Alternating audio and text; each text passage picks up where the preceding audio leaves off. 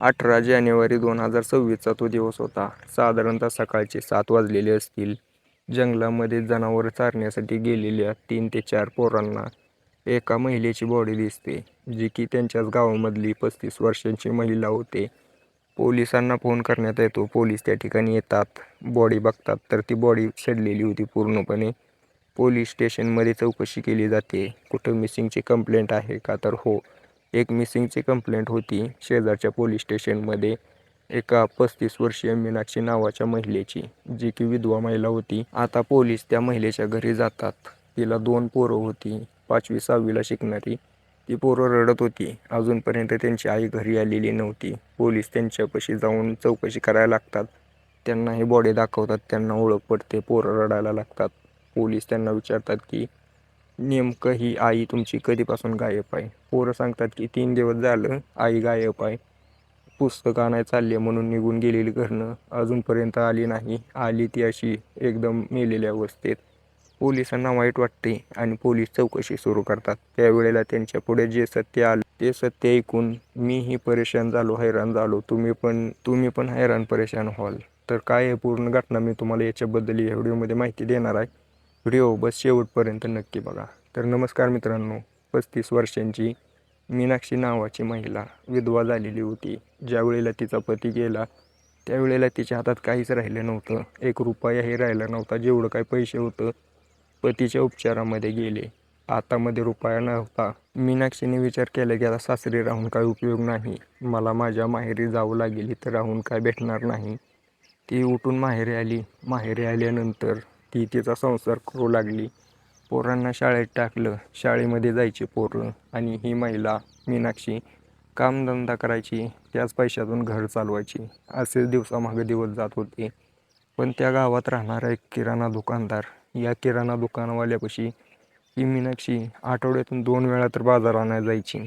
बाजार म्हणजे काय असा नव्हता मोठा, पण कधी 50 रुपयाचं तेल आण, कधी 50 रुपयाची शेंगदाणा आण.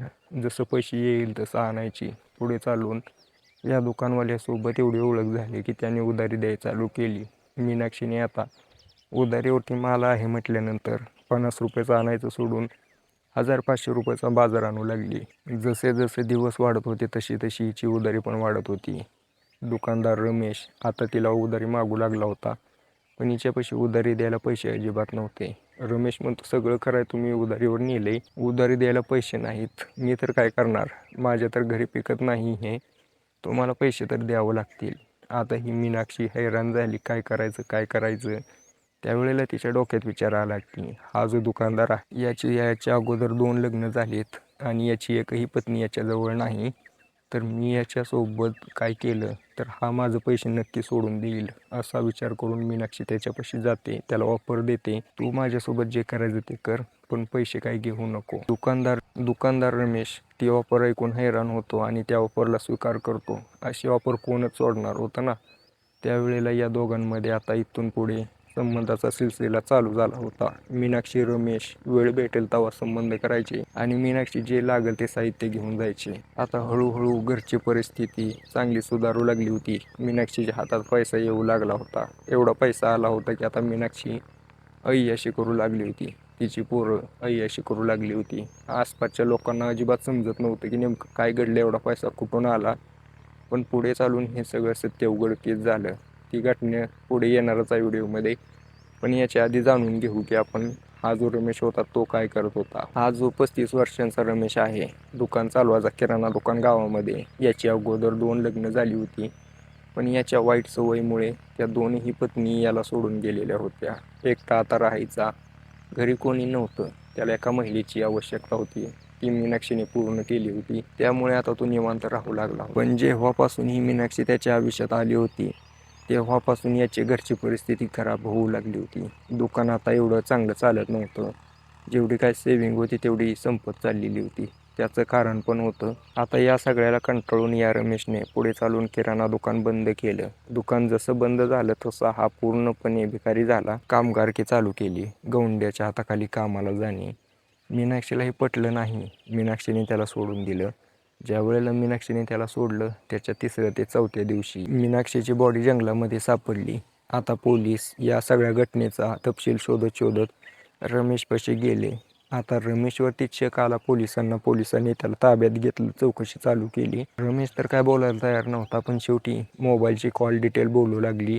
तासन तास चालणारं बोलणं. शेवटचा कॉल मीनाक्षीला गेलेला या रमेशचा. पोलिसांनी लगेच त्याला 3rd डिग्री दिली. त्याने सांगायला चालू केलं. त्याने सांगितलं की मीनाक्षीने त्याला ब्लॅकमेल केलं, व्हिडिओ बनवून ठेवले होते काम करतानाचे, ती दाखवून माझे पैसे घेत होती, त्यामुळेच माझं दुकान बंद पडलं. पण अजून पण तिची हवस भागली नव्हती पैशाची. पैसे मागतच होती, मी मेहनत करून देत होतो, पण आता हे कुठवर चालणार होतं, एवढे पैसे नव्हते. त्यामुळे मी या मीनाक्षीला संपवलं जंगलात बोलवून. पोलिसांनी आता या रमेशला ताब्यात घेतलं आहे. पण मित्रांनो, मला सांगा, यामध्ये मीनाक्षीची तर 2 पोरं अनाथ झाली ना, पहिल्यापासून अनाथ होती, पण आता त्यांना कोणाचाच सहारा नाही. यामध्ये रमेशने केलेलं बरोबर होतं का नाही मला सांगा. कायदा हातात घ्यायला नाही पाहिजे होता. पोलिसांना त्यांना सांगायचं, पण त्यांनी स्वतः कायदा हातात घेतला आणि स्वतःला न्याय मिळवून दिला. बाकी या घटनेची तुम्हाला